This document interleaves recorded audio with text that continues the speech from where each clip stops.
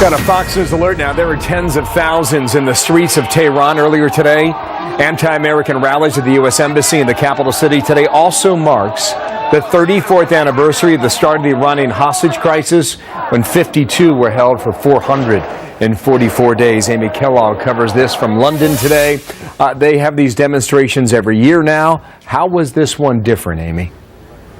Well, you know, Bill, my first trip to Iran several years ago coincided with this demonstration, and I was literally taken from the airport in Tehran to the demonstration. People started staring at me, and finally, one girl approached me and asked where I was from. I pointed, Bill, to a burning U.S. flag, and she and her friends just burst into smiles and said, "Wow, welcome to our country," not understanding the irony at all. In the past, I would say these demonstrations have been full of students who just sort of joined what they considered a street party, but this year, according to journalists I have spoken with in Iran and outside who've been observing, say it took on a more political tone this year. It was better attended, and there were lots of government officials and semi-official personalities, many opposed to a possible warming of relations with the United States, because of course that goes against what the hard line of the Islamic Republic really stands for, and also maybe some there not necessarily opposed to a warming of relations with the U.S., but not wanting others to take credit for it, Bill.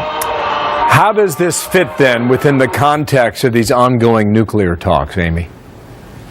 Bill, I think what's probably more significant was the speech given yesterday by Iran's Supreme Leader Ali Khamenei, who addressed students saying that the diplomats should not be harangued for their work in these negotiations. Basically, they shouldn't be stonewalled, that they are not compromisers. So he was really giving indications that he is backing this next round of nuclear negotiations, which begins on Thursday in Geneva.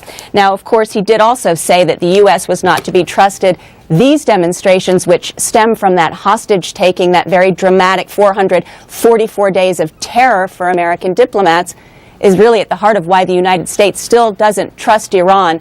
All of that said, Bill, one Iranian journalist said to me that there were tens of thousands out today. There are 13 million people in Tehran. It's a small group. More significant is the fact that Iranians voted for Hassan Rouhani on a promise of improving relations with the rest of the world. Interesting. So we will see what this week brings. Indeed. Amy, thanks. Amy Kellogg there in London.